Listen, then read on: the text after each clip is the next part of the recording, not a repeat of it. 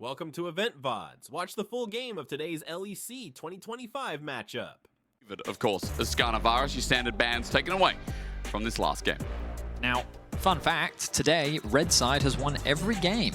Whoa! So, is it a blessing or a boon for SK to be able to have that counter pick? Isn't a boon the same thing as blessing?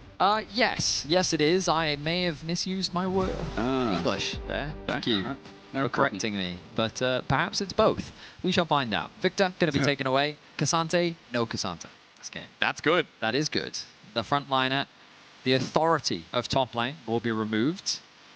Now the question is, what will fall alongside it? Maokai, we've seen very high presence here in the LEC, alongside things like the Vi, maybe even the Jace. We know that Genax is a big fan of the champion towards the top side of the map. It will instead be that jungle pick. We haven't seen a Vi come through from Isma as of this split.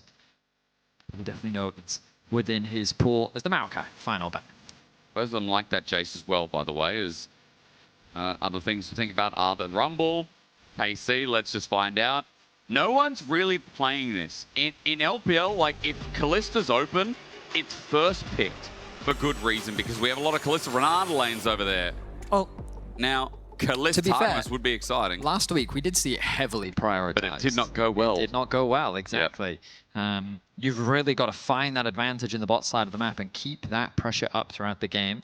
It will instead be the Corki. I'm expecting this to go into Vladdy's hands, but the beauty of Corki is it is technically a triple flex with the ability to flex into both solo lanes and the AD carry position. SK hovering through their options with the Kalista still open. They're going to lock that in for Rahel. Renata surely to follow, right? Oh no, Sedge instead, as Renata pairing is probably just going to come on 3. As you'd naturally expect. Vedi, I see a Korean bot lane ready to say bot chai in all chat with a dominant 2v2. I mean, yeah, if it happens. It looks like SK is very much simplifying their approach to the draft with what seems to be a strong bot side of the map and a solid front line in Sejuani. I'm sure they'd love a little bit more engaged, so I wonder if they'll pair either the Rel or the Leona up with this Zyra, with the Kalista, but with the Renata still available, there is always that possibility. Zyra, a fast clearing jungler that can typically do well into tanks, great disengage tool, and good scaling is something that we have often seen into things like the Sejuani, and Yike, he's no stranger to these AD champions.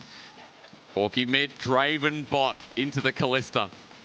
Kalist playing Draven. What an exciting time, an exciting prospect coming into the LEC. Kalist really showed up in his first week here at the LEC Winter Split, and he's going to continue that momentum by locking in the Draven, and immediately SK is going to lock in the Renata in response. Now let's see, engaged supports that need to be taken away from Targamas. Vedi, I could go through the list. We got Leona, we got Alistar, we got Nautilus. What do you want to see taken off? Because it feels like that's going to be important, as you always know Draven pairings are right on the menu. Pike, I guess, being one of them. Yeah, I think hook champions like Blitzcrank is another one that you've got to be cautious of. I think the Renata quite likes things like Nautilus because of how effective the handshake can be into mitigating their engage. Obviously, you're not going to be able to remove all of these engaged champions from the pool, so instead they're removing some of the most lethal ones, and it wouldn't surprise me if we saw Blitz join the ban pool. Casey, you've been watching the games today and said, no Smolder, no late game insurance for you. We've seen it consistently around the world as an answer into Corki last year. And now, what will the final ban be coming through from SK? We talked about the Blitzcrank earlier.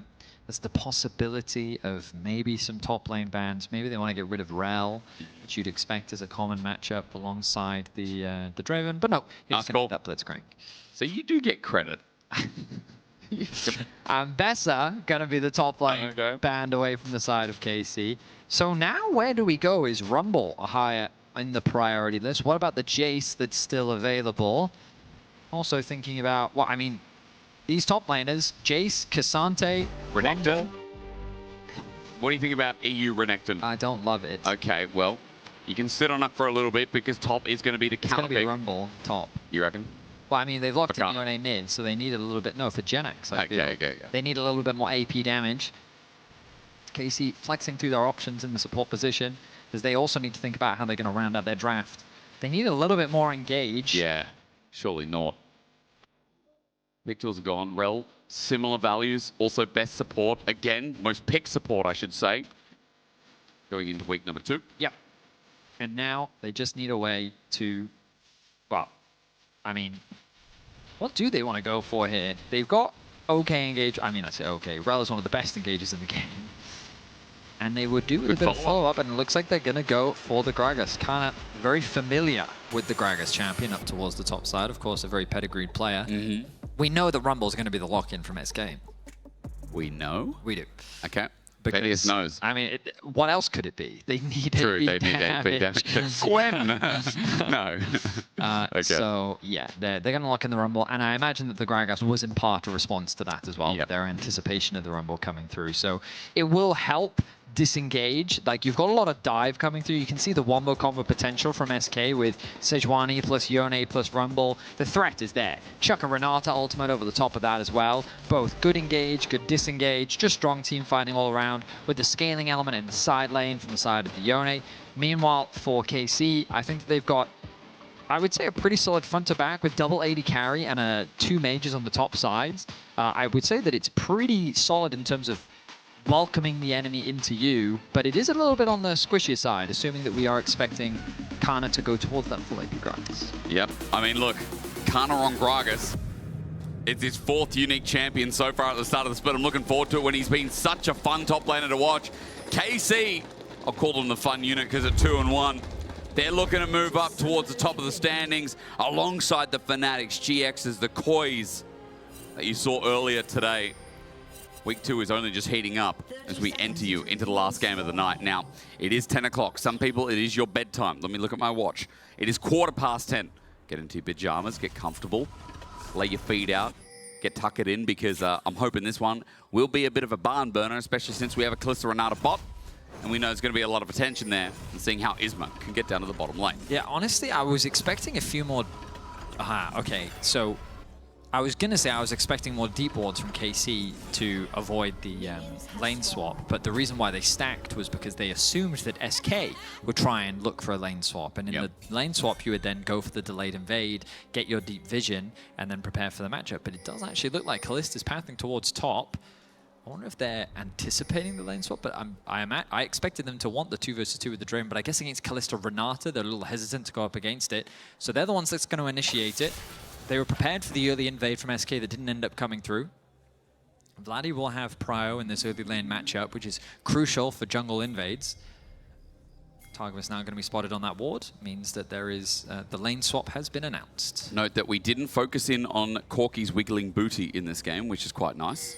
It was a kind of an intro bit, but I think 2 would have been a bit of overkill. We'll save that for tomorrow. Good handshake. Oh, Kana already body slammed out. He's got a flash. That body slam was really early. A bit of a mistake from the top laner. Yep, a crucial mistake as well, as Janax now going to make his way towards mid to share in some of that experience. As he's actually... what is it? Yeah, I'm confused a little bit. What is the game plan here from Janax? Because normally we see 2 things. Number 1, you can pair up with a laner and you can share in the XP to try and get the level 2 quickly. Alternatively, you can just help your jungler get a faster clear so that you can be bot lane ready for a potential dive. But he's just not. TP. Okay. He's going to go top and catch the wave, okay. And he's going to be able to catch all of this experience. I guess he didn't see Rel and thought, okay, Rel's no longer here, probably going to go help and move to Kana. Yeah, I mean, he's at no risk of a dive here, seeing that Kalista is isolated. Targamas was cautious of the dive, knowing that Janax was missing, and so, like, Targamas was prepared for exactly what we were just talking about, right? The jungler and the top lane are clear together. They quickly path towards the bot side of the map. They then threaten the dive with the jungler level 3, and with Kana only being level 1, he was in a dangerous spot. So Targamas, with nice timing, would have been there ready for the potential dive, but instead the dive doesn't come through. Targamas is now going to lane with Kana, and it provides the freedom for Janax to be able to catch this wave. The problem is that Yike, level 4, quickly cleared through the jungle. It's hovering around the top side of the map. Vladdy, has he overextended here? Let's see. I mean, the damage won't follow up as Rika's already getting hit hard, but ignore that because Isma has enough on his lonesome. Now that Rika's out, it's going to be first blood. Match with a flash. Almost getting there for the trade as Targamas, hello. He just wants one of his own, a crash down. It ends up being a trade as Jungle for support gets the kills.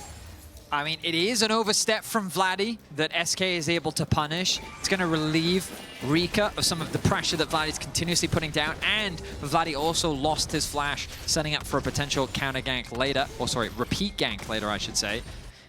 Meanwhile, Targamas, at the very least, is able to punish the play by securing that kill onto Isma and securing himself the double buffs. I don't imagine that double buff is going to be that significant in the hands of Targamas on this route.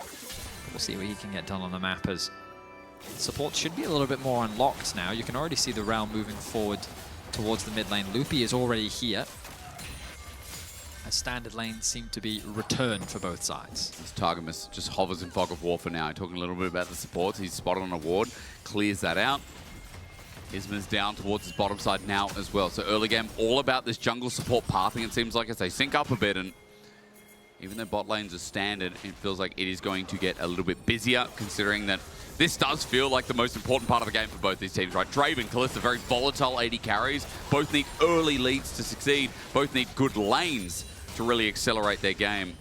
And Kalista and Rahel core to their comp here as Kalista gets a push in, and that'll just enable the matchup from Rahel.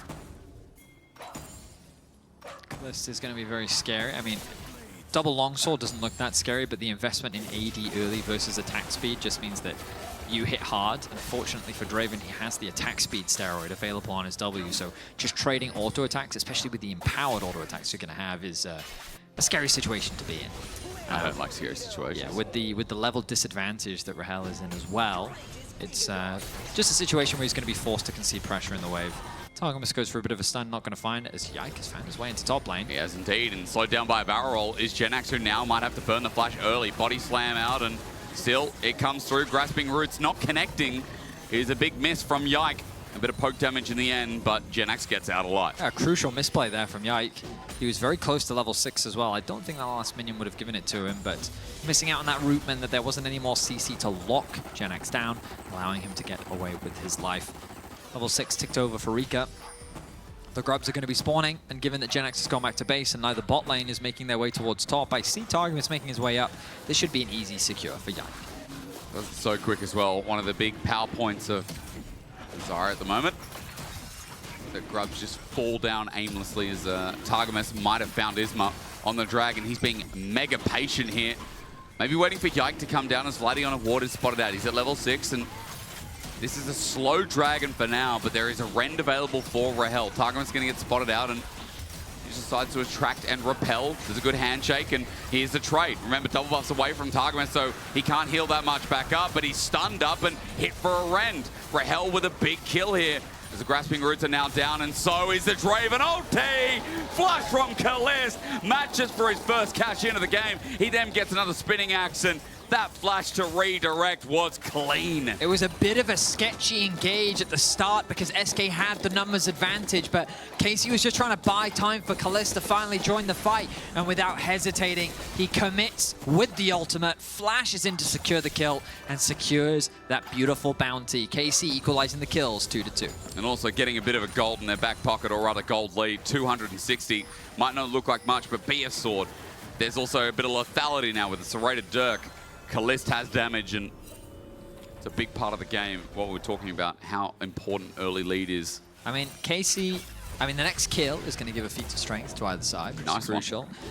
Both are even in terms of objectives. I'm sure Casey would have loved to be able to fight the Drake. They do end up losing it. So SK, things are very even across the board. The big differentiator is of course, this bot lane advantage that Casey find themselves with here 8 minutes into the game. Rahel and Loopy gonna have that window to push it out. Yike is hovering around the bot side of the map as he clears these camps. They've got to be careful. X-Flash. Targamas deep ward, a little bit annoying, but goes down in the end, I believe, as the poke out from SK's duo still hurts a little bit. So early game, we'll just chill out, seems like, until grubs spawn. Again, for KC to try and hit all 6. Dragon in 3 minutes 30 as well to keep your mind on in the top right. You're seeing the effects of the swap really pay off for Kalist just because he was able to spend so much time in a solo lane. He's now he's a half level over Rahel, which means that having that level 6 advantage has made it much harder for Rahel to fight him in the 1 versus 1. I should say 2 versus 2 rather. Yeah, you should. Nice sidestep on the handshake there. Ultimately though, a relatively even game. Rika's still going to have the scaling element on the side lane, which I think is going to be something that KC struggle to deal with their comp. They should have enough wave clear with things like Gragas and Corki that they shouldn't really be under kill pressure, but the problem is they can never go that far out into the lane just because of how much damage it's doing. As they set up for a dive. And Isma the one to pull it off. Here we go. Glacial Prison out, but the hostile takeover missed. Loopy, they didn't coordinate. Kalist sends out the ulti again. It's going to do some damage under turret, but the Fate's sealed. Fate's call. Out it goes. Loopy survives for now. Remount here for Targamas, gets Ignite down, and the bailout might even get Loopy back up and alive. Isma survives. The dive goes long, but it goes well. The re-dive, much cleaner than the initial dive, as KC set up a dive of their own. Okay, Kana just needs to land the barrel in the end. The flash, the ulti, no. It's an auto to help out Yike to secure the kill. Nice response there from KC. Seeing an opportunity in the mid lane will secure another plate for KC. But the initial dive in bot lane looked very sketchy. Yeah. We saw that the ultimate from Loopy didn't quite connect onto the KC bot lane. We also saw the tower aggro reaping some serious damage.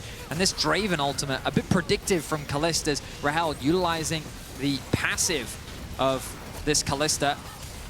The barrier doing good work though, and just as he thinks he's about to get a kill back, of course, the ultimate comes through. Then this re-engage, Targamas with a nice idea, gets the Ignite down onto Loopy, thinking that he can secure the kill, but then utilizing that the skill to bring him back to life, and then SK end up with their 2 kills. So small kill advantage over to SK. Yeah, small early game lead in the bot side now just flipped back around. Gold is still in KC's favor, but that's because that Zara clears like nothing else, and also because Vladdy's been a real big part of this early game with a lot of assists so far. And KC moved up top first. You can see Isma, he's just clearing out Raptors, but SK, it looks like the setup wasn't there. They're just willing to give away 6 Raptors here. I guess they've also picked up 1 feat of strength thanks to them getting to 3 kills first. But remember, those feats of strength are going to be stacking up very quick here in the objective game as KC have a lot of pushing power now added in. Yeah, I mean, the fact that the bot lane died meant that they could reset out onto the map faster, and so they're in a better position to contest. Now Rika is in some serious trouble. Isma is here to defend. TP comes through as well. And KC's happy with this. They'll just take the summoner spell. It was the threat of the dive rather than actually executing it that gets them a small advantage. They can keep their members around the top side. Kana is wasting a bit of time as the bot lane wave kind of feeds into nothing, but it's putting a lot of pressure, and now it's Jenax in danger. It's early. Yike. Unfortunate, or late, I should say. Jenax with a good wave clear. They're still going to continue the dive. Body slam, CC galore. Kana hits everything, and he also hits his first kill. They make the dive work. Rika is sent to bot lane to push that tower in as quickly as possible, wanting to get a few more plates for SK, maybe even first tower of the game. It should fall relatively soon. Kalist holding into mid. Nice handshake. He is in trouble, though. Stand beside is good, but Aren coming in next. Almost. Rahel doesn't find his mark. Kalist has to get away. He holds onto his flash and everything as well. That was a close call. Certainly was, but he does get away to safety. Bot lane tower getting very low. It is barely losing any HP. Oh my god. Almost there. Almost there. Attack speed. Yeah, if you're not building any AT. True. And also all those resistances. Still not quite at 14 minutes into the game. SK's early game. 2 dragons, feats of strength. The only thing lost to the wayside is 6 grubs. So they're in a good spot. Again, when we kind of look at these compositions, I think KC have great team fighting. SK have a few more side lane options. Flash being forced out from Jenax. It's almost like Trinity Force is Corki's best item. Could say. Top tower going to fall. Grub's going to help secure that objective. And Herald is the next objective you'd think about. But of course, that's still 3.5 minutes away. So likely that we'll see a potential swap as SK should set their sights on the top tier 1. KC should be sending their sights on the bottom tier 1, and you should be seeing the junglers sort of shift their pressure there. Isma clearing out his bot side, pathing towards top, will likely work with the pressure that they have in mid to then start sieging onto that top tier 1. In a minute's time, the plates are going to fall off the tower, and they're going to be much easier to secure. Meanwhile, on the bot side of the map, all this vision has been invested by SK after the push that Rico was able to secure for himself. And you're going to see a very similar thing where they use their mid push to move into the bot side river, as KC is demonstrating for us now. Pings coming down from SK, recognizing the bot tower is their objective. but it's really the only thing for these teams to play for. There is room to try and defend it, but honestly, these tier 1 towers aren't worth defending. You're better off just getting across map. But it's important that you execute it properly, because if KC is able to secure that tower quicker, then there's opportunities for them to reset and then move back to top, and then you have just all these extra towers on the map. He'll burn by Loopy. And while you're talking about setup, deep wards are placed to kind of watch this movement from Isma. You talked about the Sejuani a little bit, and Isma spots out a ward on the side. Gets it, double lenses it. This will eventually drop down as Targamas was just wanting to see and get that information. Where's enemy jungle? What's Isma doing next? And as he moves back and spreads mad, old Mad Lions logo. KC. So the dangers of making a play like this, Please. as much as it's not that dangerous right now because they have full vision of Yike, is like Rika is very overextended in the top lane. Yeah. He doesn't have the safety of a tower to fall back on, which is normally why you'll see the jungler and the support playing to this side of the map as SK take a bit of damage. But because they have full vision of Yike, this provides Rika with all the safety in the world. Targamas is taking the most of the damage. You can still engage though. Glacial Prison is sent out in return. Equalizer layered down as well. Casey getting poked out, and Targamas, their main engage tool, is down. He's almost to the background as hostile takeover is great. The ulti from Kalist comes back, but Rahel not dead yet. He gets bailed out, but not for long. A shutdown, a big kill as Genax trades it, but Kalist stays standing. Their big carriers. Look at this. Isma's already flashed. He's run for his life with an Arctic Assault, but Kana's run out of gas. And KC just turn their head towards mid. Big play and big gold pockets now gained. It ends up turning into a fight that I think SK was... I mean, it was SK that initiated it. It was. To be fair, the start of the fight, I guess, looked pretty promising, but then the TP flank came through from Kana, and Rahel took so much damage in the exchange. You'll see Targamas steps up, he's trying to body block, but then he sidesteps the ulti and it connects onto Yike, and then a really nice equalizer connects onto the backline, splitting KC up. Then the bot lane of SK tried to collapse, but a really nice response from Yike makes it hard, and Rahel and Loopy are immediately forced to disengage. Once Kana arrives, SK have nothing left in the fight, knowing that they're at a numbers disadvantage, allowing KC to win out, also securing the mid-tier 1. Kalist with another cash in. BT in his inventory. Looks like Collector's soon to be following that as well. But note that Yike just keeps getting stronger and stronger. In the jungle, this guy's almost got towards his second item with a blasting wand sitting there waiting. And I'm looking at a Zyra with 5 out of 6 kill participation. I'm looking at a Zyra with 128 CS and has maintained a CS lead in jungle as Isma keeps trying to find his own angles. I mean, I think Isma's had solid impact in this game. He's been involved in every single kill that the team has found. But the way in which SK is playing the map right now, I think it's just making it easier for KC to just do what they want. They can, at any point that they want, turn their attention to the bot side of the map, but they don't need to with the Rift Herald secured. They could use this to help secure that bot tower, even threaten the tier 2s in mid and top. Also, that Rumble can't afford to overextend now because, well, they don't have any control over the top side of the map. The risk of a collapse is very real. You can see him just refusing to push out this wave, trying to stay within XP range and last hit whatever he can, waiting for more information. Now that Corki's been pinged out, they're like, okay, this is much safer. I should be able to push this wave out now. Meanwhile, Rika feeling much safer thanks to the vision investment on the bot side of the map to be able to play how he wants. And this is crucial in this mid game, being able to play towards your sides, giving them the freedom to push out those waves, and why these outer towers can also be very valuable. But Dragon, 15 seconds, going to be the next major objective. Yeah, the side note on Rika, just been perma-side-waving this game actually as well. So it's been about focusing that vision in, and I love that you bring up the point. SK sideliner, as he feels safe, as he gets to push out, then starts moving and seeing what he can do with Isma. We haven't seen that much sync up with solo lanes, but we have seen a lot of sync up with the CC that Loopy provides. As SK start this Dragon, it would be number 3, and KC know they need to stop it. Look at Rahel's position. It's so awkward for SK. They're at a numbers disadvantage, but he has to go the long way round. They have all 5 members there from KC. The TP will now come in from Genax. The Dragon's at about 50% HP, and now both teams have regrouped. They run through a control ward. They know Rahel's here. Now, finally, as Loopy's caught out, he's going to be Fate's called back, but running into the middle of the fight, that's not it. Kalist runs around Dragon, and he's frontlining himself, but Genax can't take him down. A double kill for the Draven, while SK are now torn between places. Rika's left here standing, but look at this, with Bloody running in, with Kana CCing him.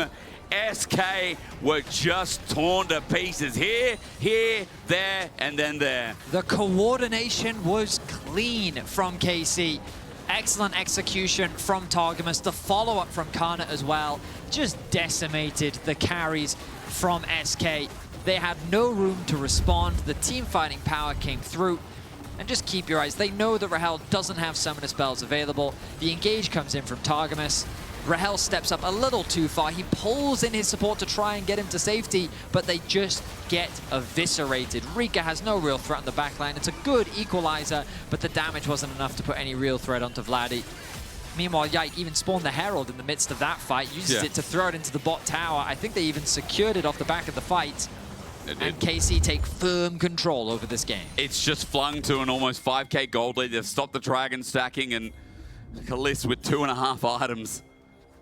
I mean, this Draven, it was the first cash-in that was good. They got the dive in SK, and you think, okay, good. They're stagnating this Draven. But every fight now, Kalist has high impact, and Vedius, I'm a little bit worried in this game for SK. I mean, they started this season 0-3, and in this game, you're starting to see, well, how do they piece this comp together? How do they set up this front to back? How do they set up these big ultis? The tools aren't coming together and layering in a perfect setup. Yeah, I mean, so far they haven't really shown us the engage setup that they would like. Yeah. I think that there's enough mobility on the side of the KC that unless you land that type of wombo combo with Yone ultimate plus the Rumbe. Rumbe? The Rumbe.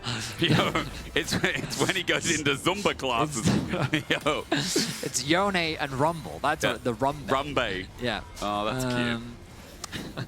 My bad. It's been a while now. We just cast 2 40-minute games. It's been long. We cast like a best of 5 almost. You know? So anyway, I feel like they need to find a combo like that to really turn a fight in their favor. But KC have so many great engaged tools, and SK is very reliant on Loopy to stop that from happening. It's a voracious Atakan. You gave a look on my face, and I thought, what's so shocking? It's the exact same one. Yes. It's the exact same one. Yeah. Can't wait for tomorrow's Atakan. Oh, Isma? I should be fine. Passive gets procced.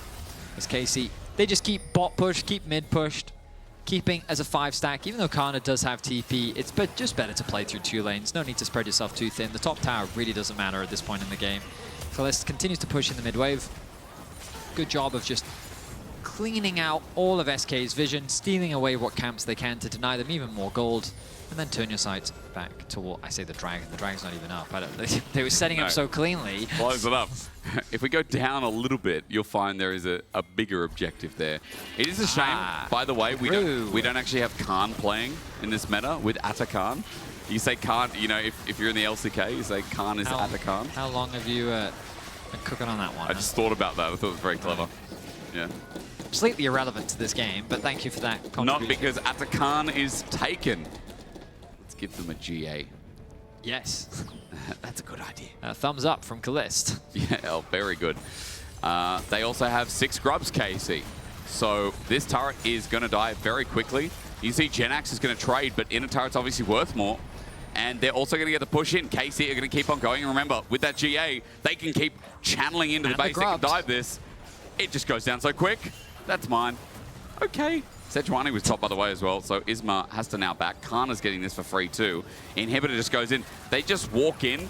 They don't even pay the bill. Like, would you like extra food with that? I mean, now they should just look for a fight. Why not? Yep. You still have Rika's dead, and Rika's dead! Oh, my... Oh! The game is over! SK let them walk in. They didn't pay for any of the food. They then got drinks from the fridge. They didn't even tip the wait staff. KC, dinner's on us. As SK moved to 0-4, but more importantly, KC are looking clean with it.